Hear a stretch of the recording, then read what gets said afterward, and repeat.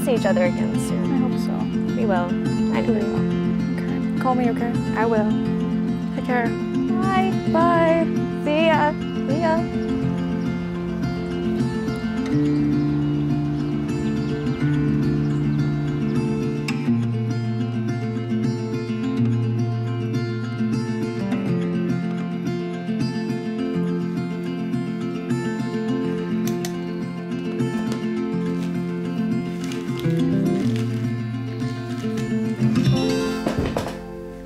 I just got back from a trip to LA. I've been traveling a lot lately, and while it's been fun, I'm very happy to be home. While I was there, I met up with a new creator friend, Megan Tan, in person for the first time ever. It was such an adventure, and I think we had an even better time than we thought we would. Today, I want to talk about the one mindset shift that completely changed my 20s. For the past several years, I've had this personal motto that goes, say yes now, figure it out later. I've talked about it once on here before, and it is a motto that I hold very close to my heart and has been responsible for many events in my life. It's my little tattoo on my wrist, and I cannot believe it's already been 2 years since I got this thing. That's crazy. A lot has changed since then, and I always find it very interesting to revisit themes at different phases in my life and see if it's still relevant, if things have changed, or if it's reinforced. And for this in particular, there have been a few things that have reminded me of it.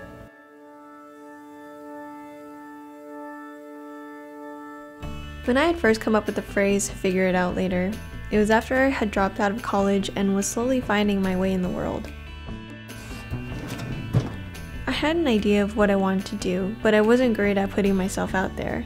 I cared way too much about what people thought, I was way too in my head about some things, and I struggled to really find my voice. And throughout this time, Figure It Out was my anchor. It was a way of reminding myself to just make a decision and I will figure it out when I get there. Sort of having this trust in yourself while taking these leaps of faith, and periodically it will pop in and out of my life. I think we inherently know when we connect with the idea of something. It feels exciting and terrifying all at once. But before we even have the chance to pursue it, we often hold ourselves back because we don't know how it will turn out. When Megan asked me to go on a trip to the West Coast, there was a moment where I felt hesitant to go. It had been a while since I've done anything like that. We had only just begun to know each other and I was considering saying no. But you never know what an opportunity will lead to. And you never know how impactful something will be till after you've done it. There could be a million different things that could make it the wrong choice, but you only need a few good reasons for it to be right. When it comes to these giant leaps of faith, quitting your job, taking the trip, meeting someone for the first time, it always leads back to this 4-letter word, risk.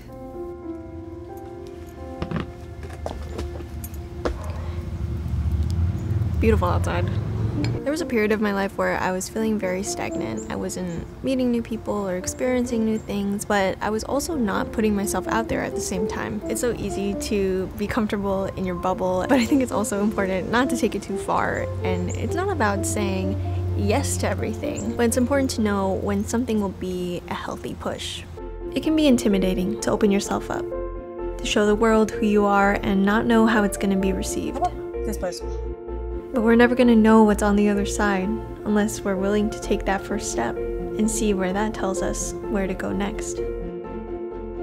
The beauty of putting yourself out there is that it also forces you to be adaptable and creative in ways you may have not expected. Sunny California.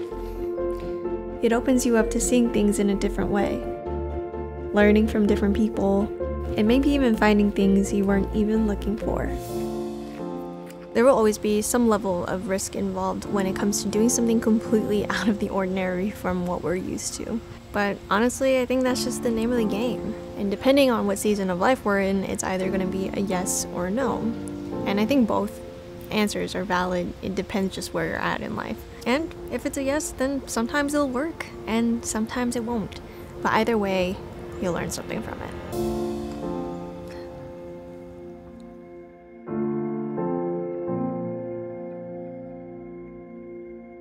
My creative journey so far has been full of moments where I had to try different things and experiment, whether it was collaborating with new people, exploring different styles, or diving into new formats.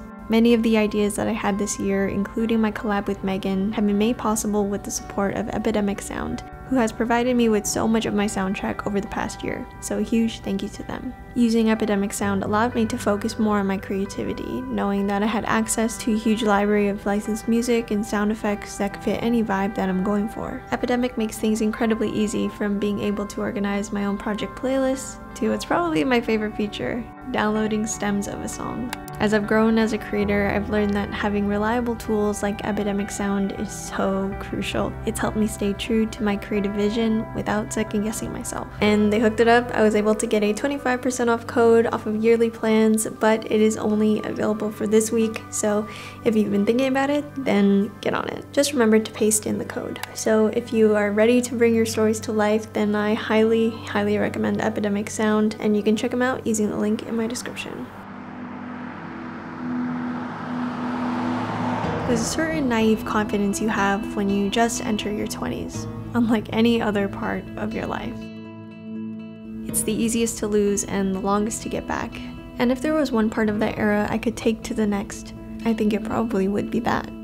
It is quite the claim that this is the mindset that helped me navigate my 20s out of everything else. But looking back, I can't imagine all the things I would have missed out on, and all the things that led to another since then. It is truly one of the few themes in my life that keep on reoccurring, in between all the years and different contexts and routes. And each time still holds this universal truth, that it starts with what you think you can do, but ends with finding out.